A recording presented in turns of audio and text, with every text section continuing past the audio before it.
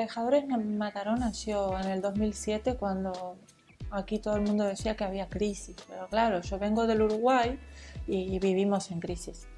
Entonces mi idea siempre fue hacerlo bien y como todo el mundo me equivoco mucho, pero siempre intento hacerlo un poquito mejor. Y en esa idea de hacerlo un poquito mejor siempre me he ido formando. Primero he hecho perito judicial y he trabajado un montón como perito ayudando a muchísima gente que tenía realmente problemas.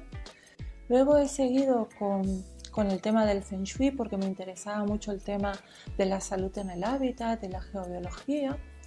Y luego este año he derivado en la bioarquitectura, pero no sin antes haber pasado por el tema de rehabilitación energética.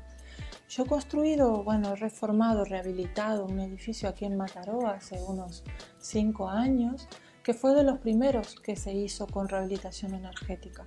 Cuestión que ahora se habla muchísimo, que la gente pregunta de qué me están hablando y que realmente los técnicos que nos hemos preocupado un poco hace años que sabemos de qué va. ¿Y de qué va el tema de certificación energética? ¿Qué es el certificado energético? ¿Es como me dice mucha gente un engañabobos para sacar dinero? Pues no, está bastante lejos de eso. Y lo defiendo mucho, lo que les voy a explicar ahora. Lo defiendo tanto que a veces lo discuto con profesores que me quieren decir que, mira, el certificado energético es que no tiene valor. Pues no, sí, tiene mucho valor, porque tiene el valor de la herramienta, de ser la primera herramienta que tenemos los técnicos que queremos hacer las cosas bien. Es la primera herramienta que tenemos para enfrentarnos a alguien que no tiene ni idea de nada, pero tú le vas a hablar de eficiencia energética y le vas a decir, mira señora, yo te digo que si tú cambias las ventanas y le pones un cristal doble, gastarás menos energía. Mira, yo te digo que si aíslas las cámaras y traes y te gastas mucho dinero porque haces un proyectado de celulosa, pues tu casa perderá mucho menos energía. Y así con todo, tan simple como cambiar una caldera o orientar mejor o poner un toldo, ¿verdad? O hacer una ventilación cruzada. Entonces, esa primera herramienta que ha sido el certificado energético se ha convertido en otra herramienta más grande que son las ayudas a la rehabilitación.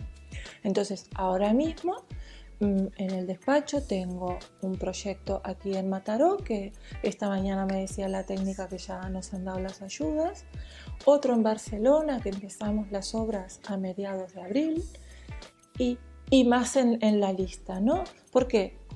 Porque el gobierno tiene que dar un dinero, porque le obliga a Europa, tiene que dar un dinero para rehabilitar, pero no para rehabilitar de cualquier manera, no, por suerte eso se terminó.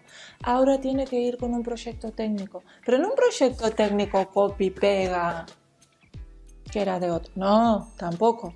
Tiene que ser un proyecto técnico bien hecho y tiene que ser un certificado energético bien hecho. Y tenemos que decir qué materiales vamos a poner porque lo vamos a tener que probar y demostrar. Entonces, al fin, yo me alegro un montón que en este país se empiecen a tomar las cosas en serio. ¿Que el camino es largo y engorroso? Sí, porque de esto a mí me hablaban, me acuerdo que en la UPC me hablaban de que en Dinamarca ya se tenían el IBI, todo lo que son los impuestos relacionados con el valor de la eficiencia energética. Y esto a mí me lo explicaron en el año 2005. Pues del 2005 al 2015 han pasado 10 años y la única herramienta que tenemos ahora son certificado energético y ayudas a la rehabilitación, con todas las herramientas intermedias de IT y todo lo demás, ¿no? Pero yo me alegro mucho. Por ejemplo, esta herramienta en el Uruguay no la tenemos. Claro, y aquí se quejan muchos técnicos y me dicen, Analía, oye, que esto es poco, que en el certificado energético faltaría esto. Sí, claro, faltarían cosas. ¿Se puede ser más purista? Sí, podemos. Si le ponemos más azúcar es más dulce. Pero ahora tenemos esto y vamos a aprovecharlo.